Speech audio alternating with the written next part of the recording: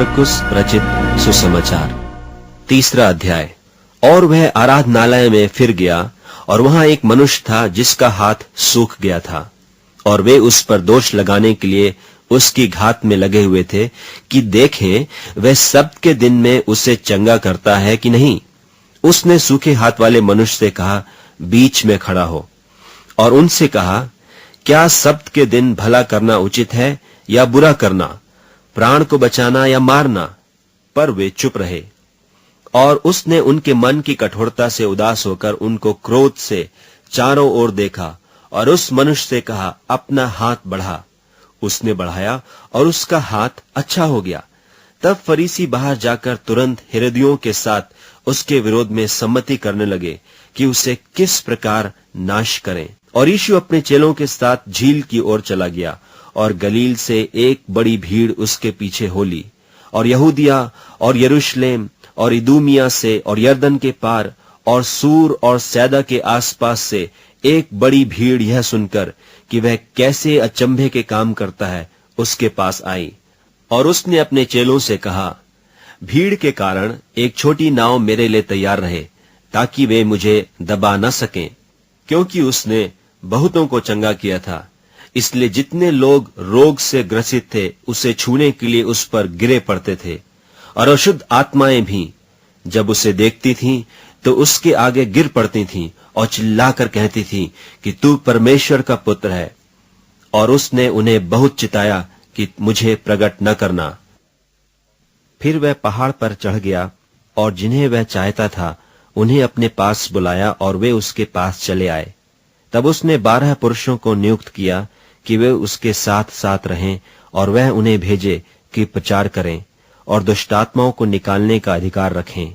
और वे ये हैं, शमौन जिसका नाम उसने पतरस रखा, और जब्दी का पुत्र याकूब, और याकूब का भाई यूहन्ना जिसका नाम उसने बुअनर्गिस अर्थात गर्जन के पुत्र रखा, और अंद्रियास और फिलिपुस और बरतुलमई और मत्ती और थोमा और हल्फई का पुत्र याकूब और तद्दी और शमौन कनानी और यहूदा इस्करियोती जिसने उसे पकड़वा भी दिया। और वह घर में आया, और ऐसी भीड़ इकट्ठी हो गई कि वे रोटी भी न खा सके।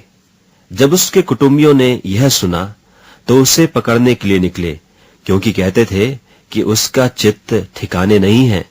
और शास्त्री जो यरूशलेम से आए थे यह कहते थे कि उसमें शैतान है, और यह भी कि वह दुष्टात्माओं के सरदार की सहायता से दुष्टात्माओं को निकालता है। और वह उन्हें पास बुलाकर उनसे दृष्टांतों में कहने लगा, शैतान क्यों कर शैतान को निकाल सकता है, और यदि किसी राज्य में फूट पड़े तो वह राज्य क्यों कर स्थिर रह सकता है, और यदि किसी घर में फूट पड़े तो वह घर क्यों कर स्थिर रह सकेगा। और यदि शैतान अपना ही विरोधी होकर अपने में फूट डाले तो वह क्यों कर बना रह सकता है, उसका तो अंत ही हो जाता है। किंतु कोई मनुष्य किसी बलवंत के घर में घुसकर उसका माल लूट नहीं सकता, जब तक कि वह पहले उस बलवंत को न बांध ले, और तब उसके घर को लूट लेगा। मैं तुमसे सच कहता हूं कि मनुष्यों की संतान के सब पाप और निंदा जो वे करते हैं क्षमा की जाएगी, परंतु जो कोई पवित्र आत्मा के विरुद्ध निंदा करे वह कभी भी क्षमा न किया जाएगा, वरन वह अनंत पाप का अपराधी ठहरता है। क्योंकि वे यह कहते थे कि उसमें अशुद्ध आत्मा है। और उसकी माता और उसके भाई आए और बाहर खड़े होकर उसे बुलवा भेजा, और भीड़ उसके आसपास बैठी थी। और उन्होंने उससे कहा, देख, तेरी माता और तेरे भाई बाहर तुझे ढूंढते हैं। उसने उन्हें उत्तर दिया कि मेरी माता और मेरे भाई कौन हैं?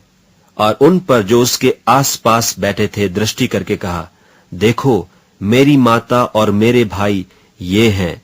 क्योंकि जो कोई परमेश्वर की इच्छा पर चले वही मेरा भाई और बहन और माता है।